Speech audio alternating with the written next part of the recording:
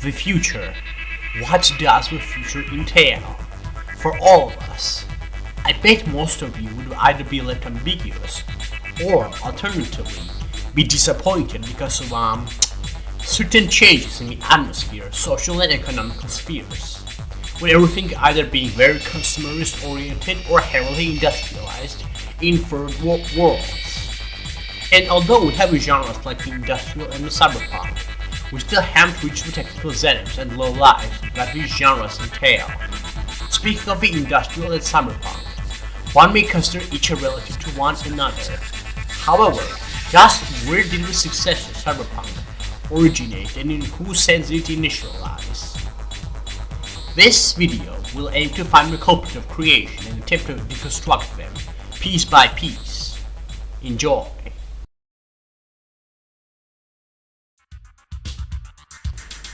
Cyberpunk as a genre is based on the principles of urban decay, complex machinery overtaking the society, and many formulas and aesthetics of futurism. Wait, Futurism. What does it mean? How can one predict the future and base anything upon it? If the scope of the human brain is only limited to only experiencing the present and the past, what are the ingredients of futurism?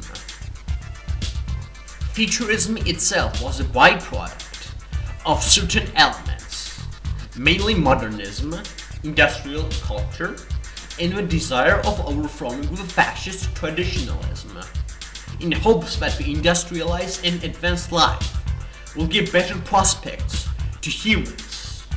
What's weird is that, despite futurism being a very sincere and optimistic genre and ideology, all the future incarnations and deviations along with criticisms proclaim it as the coming of apocalypse. But why? If escaping primitivism and brutalism with oppression seemed good enough, just what went wrong? Well, behind the optimism, reality of the ideology and the intentions lies in the words of the pioneer of the genre, Tommaso Marinetti, which published the Manifesto Futurista in 1908 to 1909. Behind those beautiful words and poetry lies a sinister and a more contradicting detail. Marinetti in his manifest subtly brags about abolishing the natural nature of the human in favor of a more patriarchal, anti-feministical, mechanical, and consumerist-driven futurist, which sees no past, no time and space, along with God, and only marches towards the unknown by beating it with the machines and industry. The principle of Tommaso seems to be rooted in Aristotelian methods of his era-conquering man, but this ideology seemed to be the most dangerous as the time would prove, as it drove humans to enhanced animalism and lustful mindset, challenging not just man but also the land and the dimension of which they inhabit, destroying both with pseudo-progress and the abuse of science. The manifest seems only to celebrate the concept of bloodshed and war in the name of technological progress and as a motive. Marinetti enforces the idea of savage and brutal man with a blind eye of a progress as he sees the domination and its tools to be a stride forwards, which seems to be very abhorrent in its ideology. He also expresses that his home country, Italy, shouldn't be an attraction and utopia, but rather a war zone filled with sociopaths. Marinetti also seems to be very anti-avant-garde, as he thinks that abstractions, paintings, and art to be worthless, self-misuse, as it drains the power from the painter and doesn't stimulate him, keeps him locked away in time as a prisoner. With this backwards thinking and Machiavellian ideology, it's easy to understand why it affects us so badly these days. What was once a destruction of inner human path to greater and abstract is now a dopamine gaining fest that after consumption leads to feelings of nothing, putting nihilism in the forefront, forcing the victim to cope with the same customary methods of eating, riding, fucking, smoking, drinking, watching, pleasuring, and much, much more.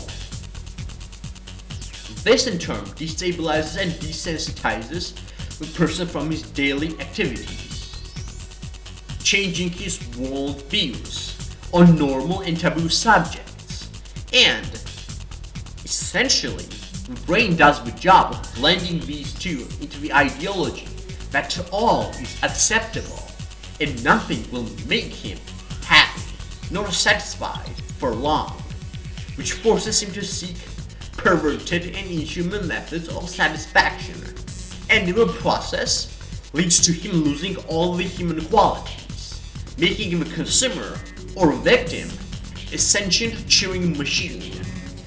It seems as though some of this ideology has to be rooted in anarcho-capitalist structure as a means of dominating, provoking, and profiting, rather than enhancing the humans diegetically and beyond the state of animosity. It also seems that Marinetti thought that the complex which he created would benefit from artificially creating enemies as a motive of finance and upgrading its established equipment, paving the way for even more wars and exploitation. But the very imagery that futurism sets up and preaches the concept is either questionably functional or vague. We must remember that these ideas and concepts are not the norm or the law, as we don't dictate the human spectrum. However, the ideology of dominating somebody through enhancements and creating beneficiary conflicts still perturbs some minds today, as waging wars only get worse and technology keeps getting more destructive to a point of decimating Earth more than 10 times.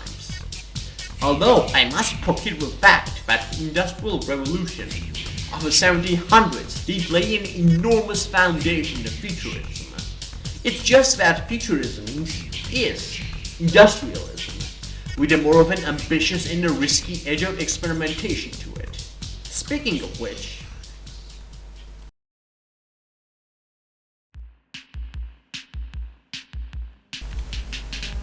so, how did we go from traders, factory workers, and warehouse patrons to cyborg tech and weapons of the quote future, both in reality and the media? Did the fantasies and predictions of the past become the agonizing truth and reality that we now face? Not quite, but not far are we either, as the close of fiction soon become our wayfarers. The two world wars were perfect examples of this. As deaths racked up, so did the military-industrial complex's money and its bulging pocket. But the story doesn't end there. The art medium that was used as a poor man's catharsis had now fallen prey to the propaganda machines of the 50s, 60s, 70s, 80s, and so on. The television and the film industry benefited from this hugely, pumping out media after media about the eccentricities and the cruelness of the armed conflicts and war, the macho nature of the dominating man, and eventually the simulation of the said conflicts through more immersive media, such as video games, giving the victim of the system a hit of dopamine and a fractured/exaggerated feel of its situation they were simulating as a means of indoctrinating and profiting of the zombified souls knee-deep in the chaos. And the rest that the system of capitalism and the futurist ideology deemed the competitor were simply fed with poison and dopamine drugs/food as a means of giving the client/consumer the illusion of satisfaction, care, and nourishment, along with false hopes of reaching the top with endless and hostile work, which caused urban decay and corruption from the civilian side. Basically into things like robbery, murder, extortion, and torture. This may seem like a ridiculous line from Clockwork Orange, but what I'm about to talk next is far from fiction.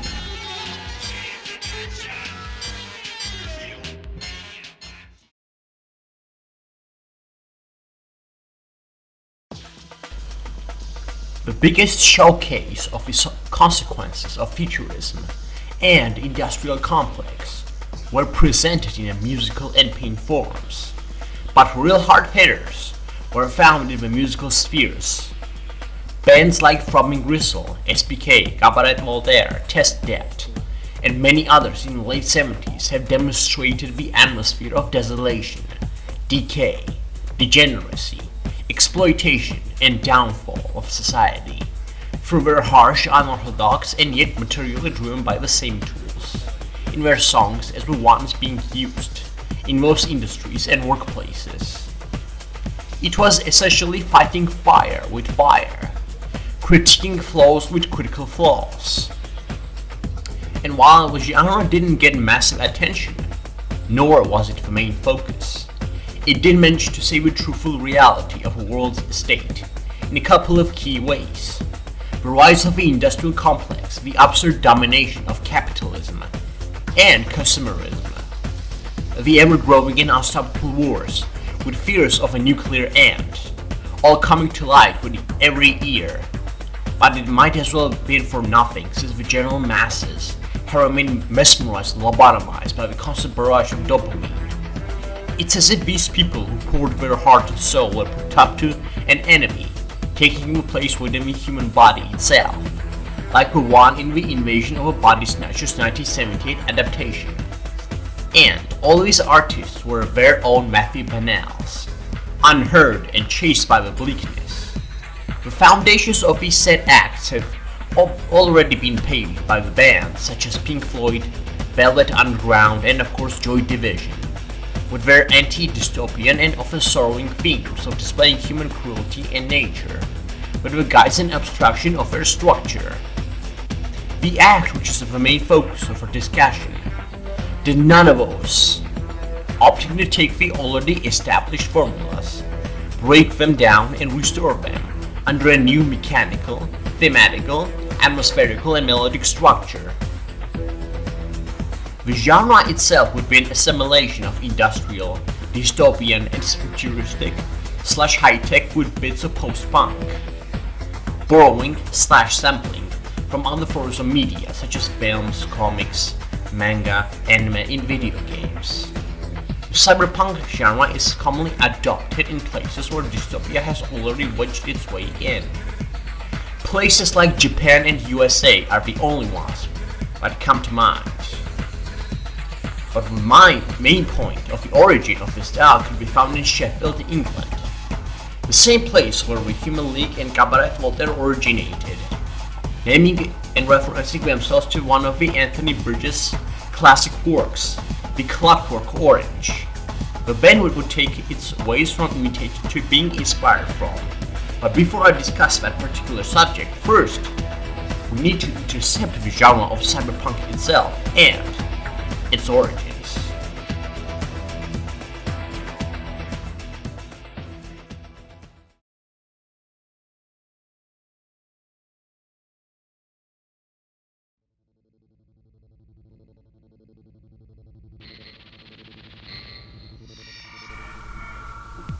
Arising from the internal compositions of a genre of new wave and science fiction, two genres tackle whose try to progress and fears of the future unknown and advanced. One of the mediums of innovation comes from a novel by an American writer called Bruce Becky. In his 1982 novel, aptly titled Cyberpunk, a lot of aspects come to light. Centralized and computerized societies, tinkerers, hackers, and programmers trying to manipulate and disrupt the chaotic places and cities. Characters that constantly use techno-jargons in an unorthodox and uncivil manner whilst doing their lawbreaker stuff. The delinquency caused by automations of a technological era that was warned and lamented by humanists. In a way, this cyber-teen terrorism is the only sliver of human interactions, emotions, and qualities that are otherwise plaguing the already centralized masses. Something that every author glances over is that this outrage and disruption of the norm isn't just an aesthetic, but a grim reminder of all that the dystopia of a tech causes, and only morality is left for revolts and terrorism, where in place of peaceful resolutions lies a psychotic method against already psychotic and out-of-touch mecha-humans. It tells us a story of a world where every hero has been corrupted, transforming it into a world of villains and anti-heroes, whom seem to be in a cycle of exploiting and extortion themselves. The world described there, whilst complex mechanically, has been boiled down to equations and numbers, devoid of any spirituality and humanity. It's dog eat dog, but with electrical gadgets and computers. The novel seems to also take some cues from Clockwork Orange, although in a more loose and compacted sense, since both characters Mike and Alex seem to be delinquents who undergo a sort of revolt in a short rehab, only to return to their nasty habits and worlds in already corrupt cities. The novel is quite tame despite its unique presentation, archetypes, characters, scenarios, settings, and writing. It doesn't include the elements of transhumanism, robotics, or even authoritarian villains and antagonists to root against. It simply told the story of a byproduct of industrial and technological progress and the result of urban decay, without any grandiose aspects that later would define the genre.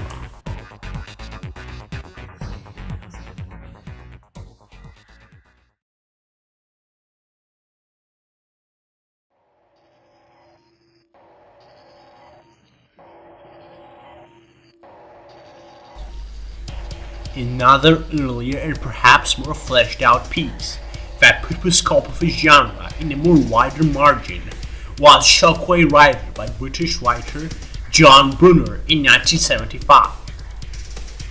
The book starts off with familiar at that time fears and popular notions, that being the production of a future human, a soldier perhaps, alluding to MK Ultra. The first character is a feeble and a weak man, tied to a wheelchair, getting ready to be experimented on with drugs.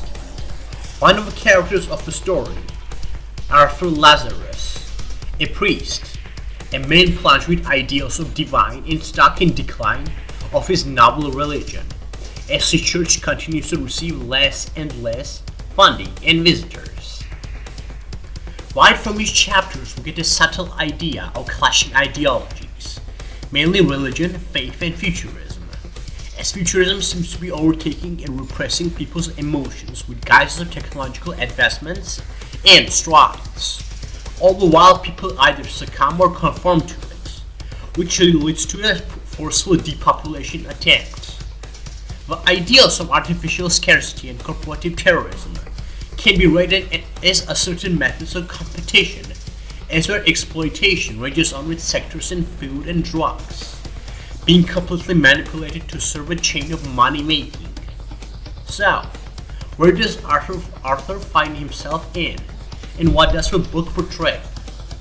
The ideology of the villains portrayed in the book seems to be to eliminate the soul of the human, in favor of a more advanced war machine, which only seeks motive in killing, rather than loving. A sentiment that rings more true today than it did in 1975, as exploitation rises to sky-high levels and warfare simulations keep desensitizing youngsters left and right. Criticizing the fabric of compulsive and animalist human reprogramming used by the masses and upper echelon, the book describes the whole state of its world as being a feeding ground for the futurist exploiters, focusing on outsmarting the very biology that dwells within them, in a brutalist fashion, often with innovative and cunning methods that go beyond regular ambitions as demonstrated in the assassination of Arthur Lazarus via a phone-directed / assisted suicide. One of the characters in this book, Sandy Logue, exemplifies a sort of denouncement of human evolution, longing and opting for more stronger and artificial options as a hope of true progress, something celebrated by the occult and the ideology of futurism, which presents human life in a binary sort of way, one being the plain and weak natural life, and the second being artificial retrograding of one's body, with sinister thoughts behind transformation. Straying farther and farther from divine and transcendentalist path of humanity, which seems to kill the need for consumption and dopamine-fulfilling fantasies. The depiction of book's Machiavellian structure was collected from the era of which the book observes and critiques. The romanticism of commercialism and mindless consumerist demand that grew from late 70s and intensified in later years has only strengthened the artistic opposition even more.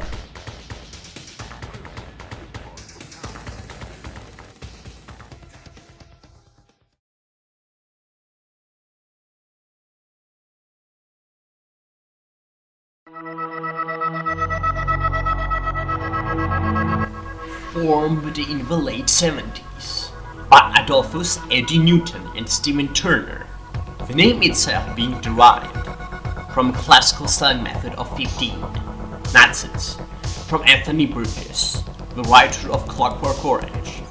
The band was a contemporary industrial / post-punk act in the vein of Throbbing Gristle, Test Adapt, Nursing a Wound, and others.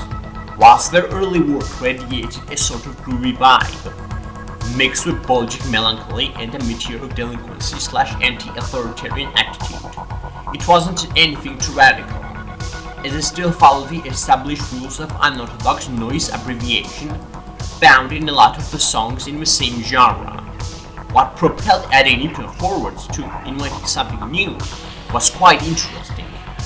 In an interview with Francois Zappa, describes his place of Sheffield as a cultural wasteland, brimming with anarchist culture which was slowly being eroded and erased by the materialism of the 80s. The slow transition to synth-pop style slowly driving people into the void of consumption. His initial interests were featured in paintings, which in his words were conceptual after Marcel Duchamp, painting a very bleak perspective of art as being a reinterpretation of already established things. Abbey said that he was creating visuals and then music as a supplement, as well as using his influence from genres such as surrealism, Dadaism, and supernatural in his albums. This gives us a little bit of insight into what this means, and what this man is or was supposedly creating. Eddie Newton also describes indirectly societies and massive mentalities as being unshakable sleepwalkers who are under control of institutions, be it governments, businesses, or religions. A very Nietzsche-esque look at the situation as a whole reminds me more of a Zell, Stefan Joel Weiser, another industrial artist who, much like Eddie, believes in supernatural and divine being the force of creation. The output of Clock Noir, resuming from 1981's first to 1983's Advantage, is where deep experimentation started to take place, as meshes and fusions of prog rock, post-punk, jazz and industrial music started to weave together to create this classy, progressive and yet very militant and uprising in its delivery, style, sound and atmosphere type of music. Eventually, the band pursued an electronic path, but not necessarily a conventional one, as it wasn't your typical synth-pop, nor was it your regular industrial babble, trying to mock the current system by describing the conditions it caused on Earth within the confines of cities and districts. Instead, what it set out to do was to predict the attack the upcoming era, the era of technology and the future of cybernetics, making people less and less human in turn, all the while corporates and businesses alike try to rule the world by taking advantage of overstimulated populations. Stephen Turner of Dwa now on leave. Eddie Newton now was left to pursue a new wave of music, which he had to assemble from other media, mainly books and serials, but also movies. The genre would also be called cyberpunk music.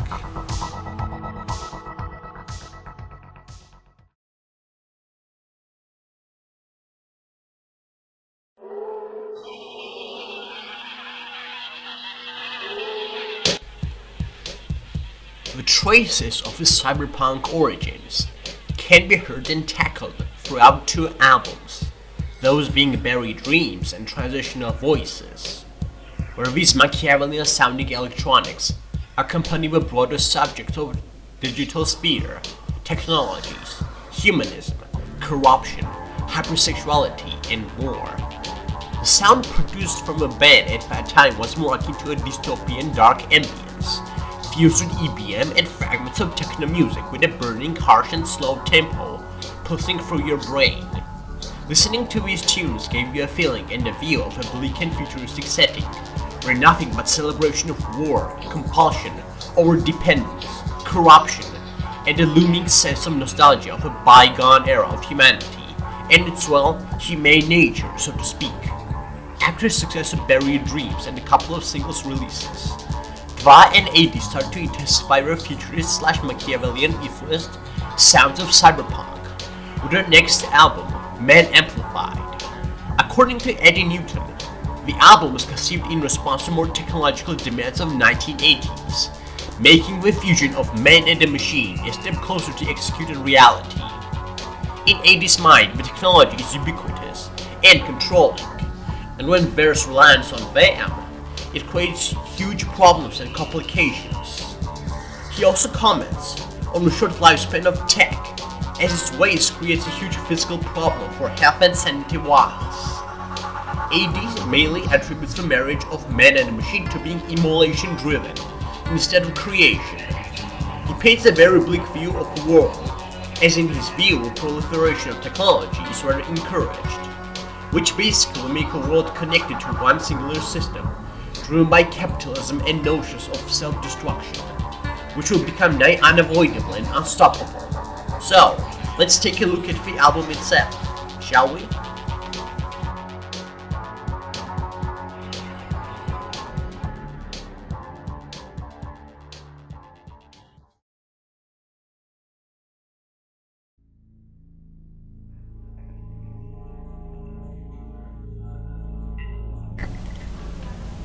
Released in 1991, well after the boom of cyberpunk influenced media through titles such as Blade Runner, Robocop, and Akira, the album transcends the line between the industrial, EBM, and cyberpunk music.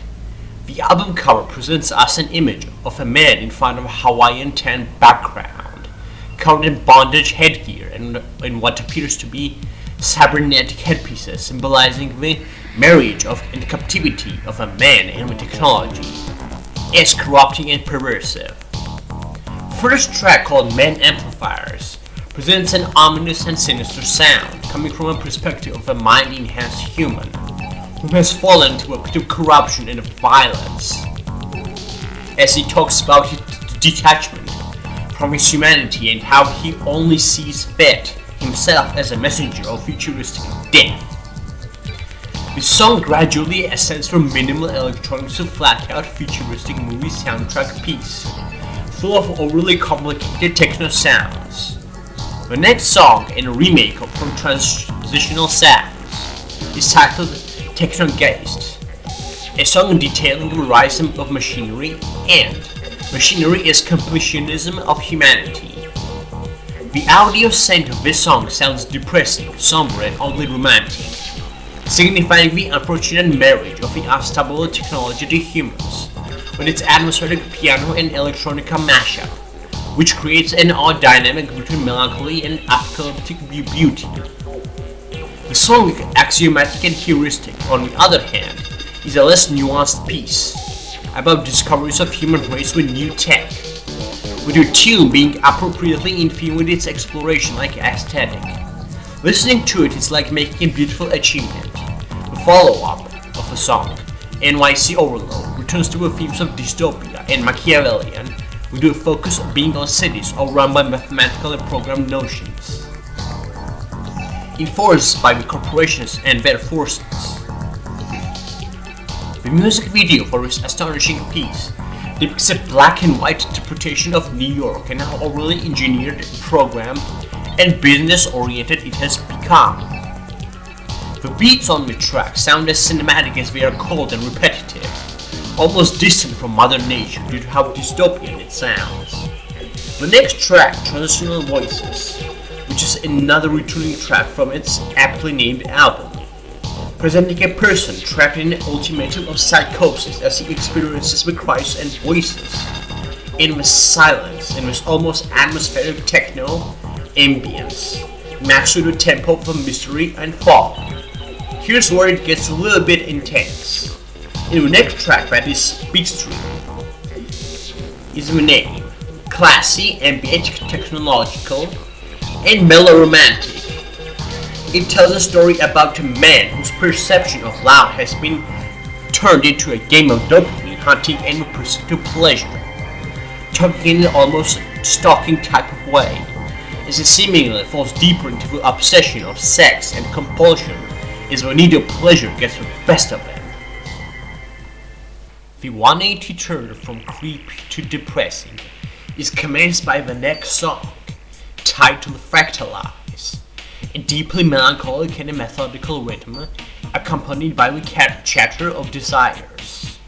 The desires of a bygone era, in which men dream about true love, feelings and connections in the sea of digitalism, and distant connections, only for the man to lose hope and become estranged in that same sea of melancholy and sorrows of loneliness, which is created by and manufactured by the misused and reprogrammed technology. Tech reprogrammed for evil and control. This theme is taken next level by the more intense next track called Final Program. Rhythm and the beats now are more of a state of urgency, as if something or someone wants to escape the fake reality and the colors of ugly and bloody fiction.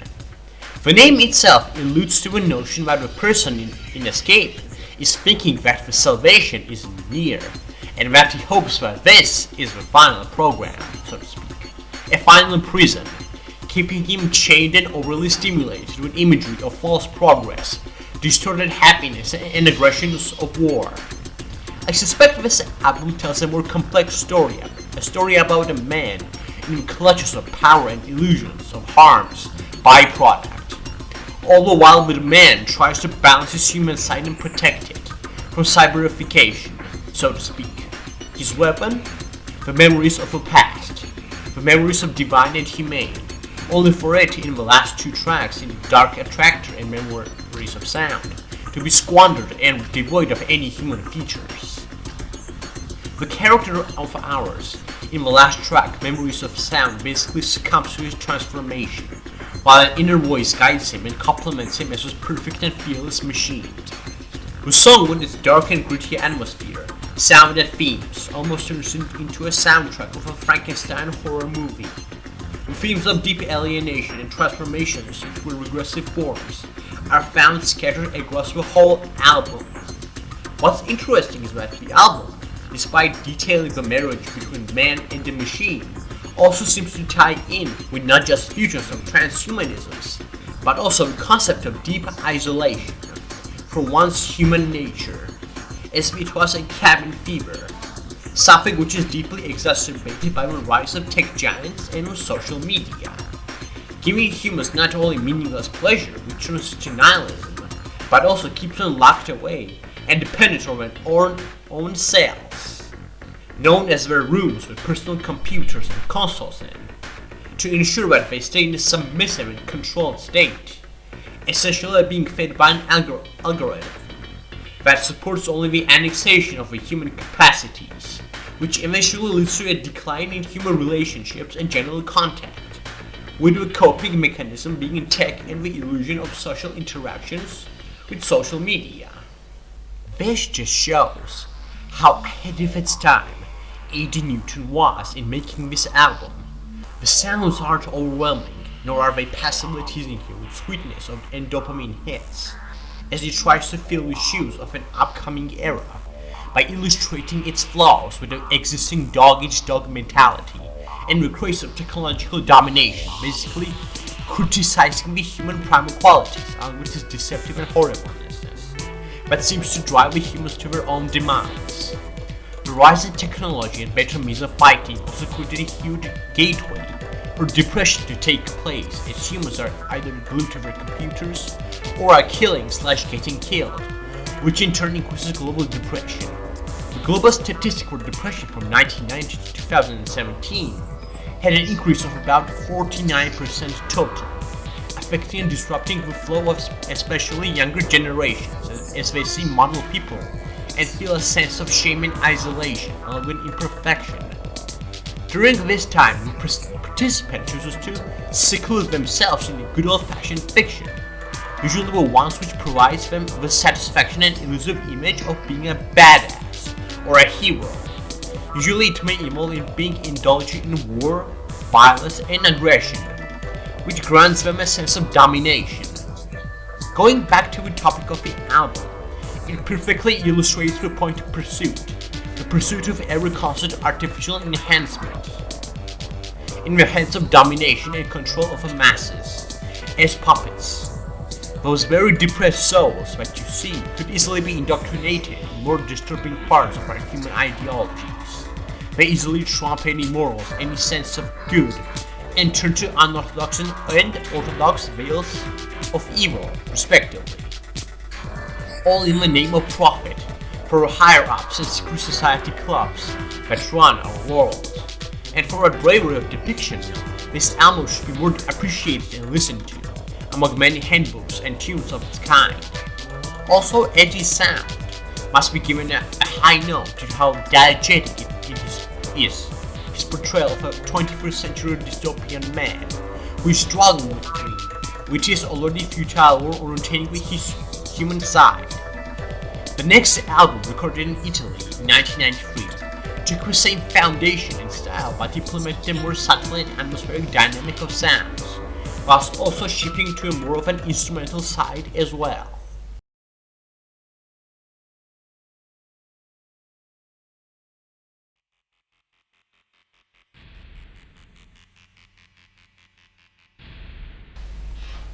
Immediately indulging ourselves in the first 3 tracks, we see some grand changes in terms of scope of our songs and their tempos.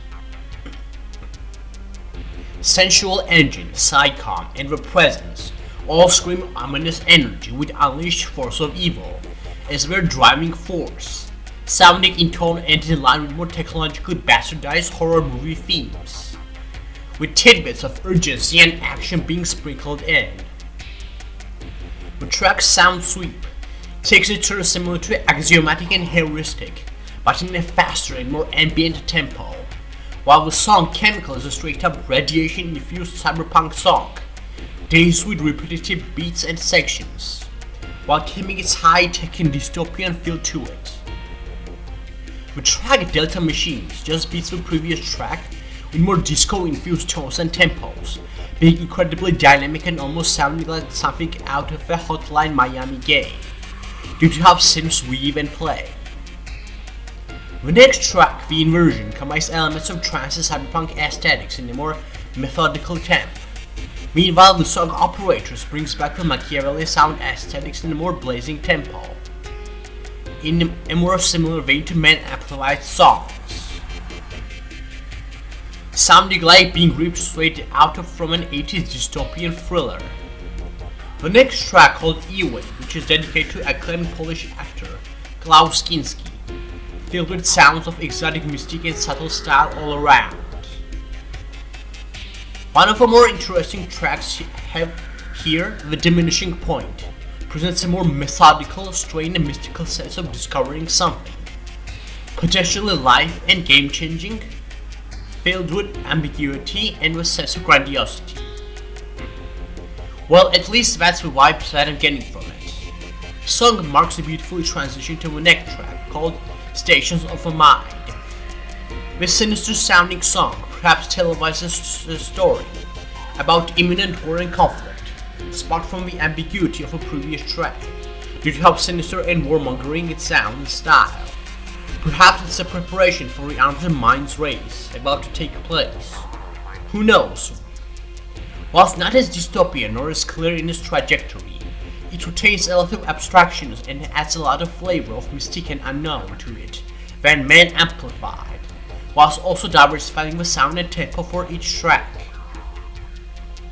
which makes this album all the more likable and listenable, which when amplified seems to somewhat make its listening process more and more complex with each new track, whereas not only digital soundtracks diversifies its sound and speed, but also the atmosphere with its mystical and ominous feel.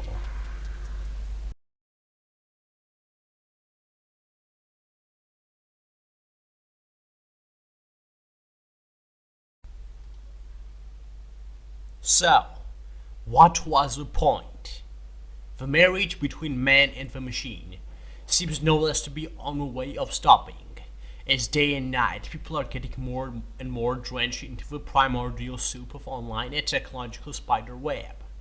It's what the albums and Eddie Newton is himself focus on. But surely we can extract some optimistic points from it, right? It's a description of a man being bottlenecked in imaginary choices of humanity and spirituality. The very notion of losing yourself and becoming the object of chaos and compulsivity is something to be taken for granted, as it can lead us to destruction. It's the methods that we shall seek of how to avoid them, based on lessons from this album.